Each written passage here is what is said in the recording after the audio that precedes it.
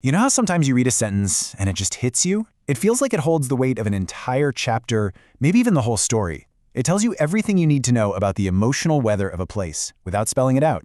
Well, that's the magic we're diving into today, the writing of Kiran Desai. We're going to see how her language doesn't just describe a world, it lets us feel it. So how does she pull it off? Let's take a look. Okay, this is the very first line of the story, and right off the bat, you feel it.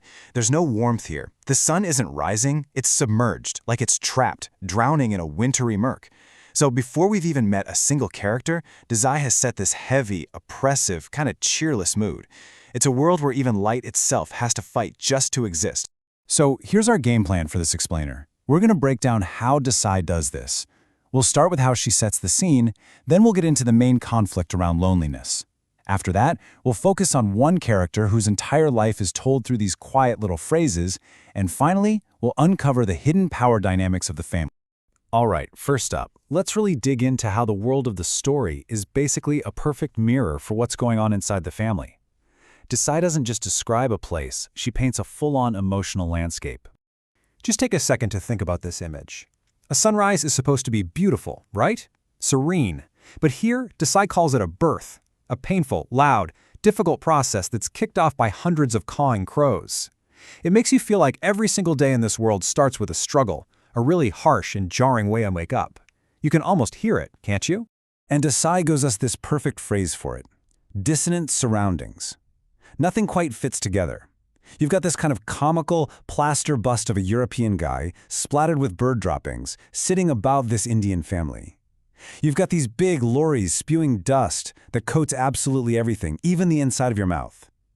This chaos on the outside is the perfect reflection of the strained, out-of-sync relationships we're about to witness. Okay, so let's move to the real heart of the story and see how this feeling of dissonance just keeps building. We're looking at the central conflict now, and it's not about some big action sequence. It's all about a complete, total failure to understand one single feeling: loneliness. And this just illustrates the divide so brilliantly. On one side, you have Sonia, who's in America and feeling this very modern, internal kind of loneliness. She's ballooned in her own head. Love that phrase.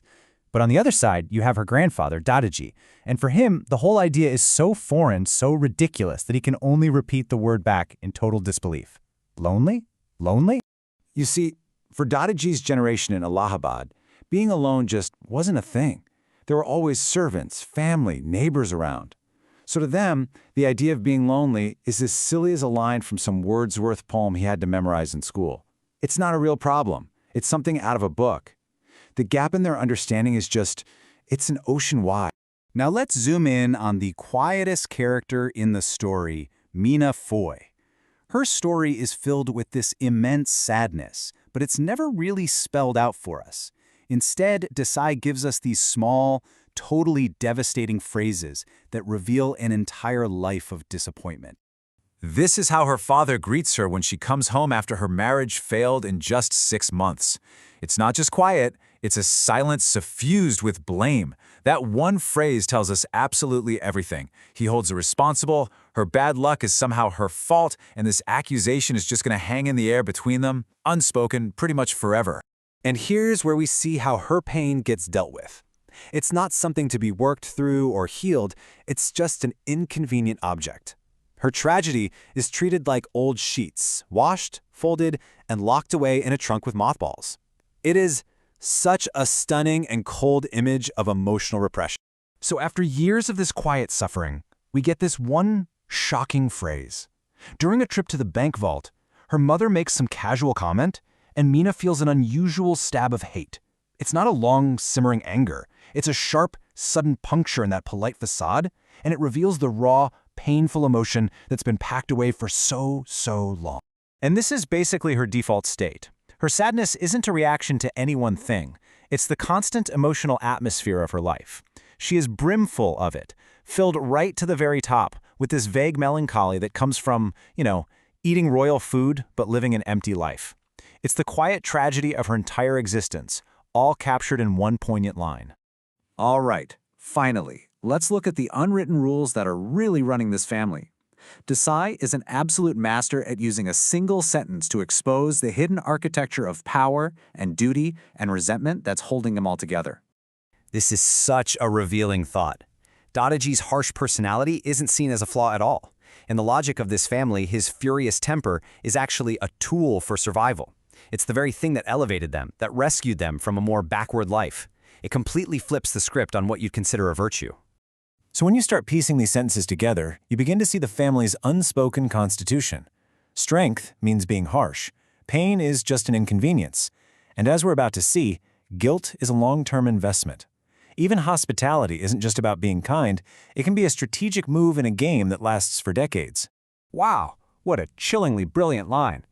This explains why Dadaji keeps playing chess with the colonel, who cost him a fortune. He's not being forgiving, no, he's biding his time, letting that ghost of guilt grow and mature, just waiting for the perfect moment to call in the debt. And not with anger, but with a polite suggestion for a family alliance. It's a masterclass in psychological warfare. So what this all shows us is that in the hands of a writer like Kiran Desai, language does so much more than just describe what's happening. A single carefully chosen phrase can carry the entire emotional history of a family, the texture of a character's sadness, and the unspoken rules of a whole culture. It really makes you think, doesn't it? What histories, what hidden feelings are packed away inside the simple words we choose to use with our own families, our friends? And what might a closer look at those words reveal about the stories we're all living?